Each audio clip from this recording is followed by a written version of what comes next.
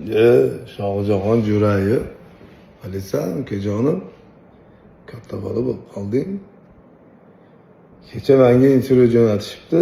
Men san oldinga borib kechirim so'raganman. Men uzr so'rabman sendan. Sen g'alatiroqmisan yoki yosh bolamisan? O'zing kelding. Assalomu alaykum akajon deb kelding.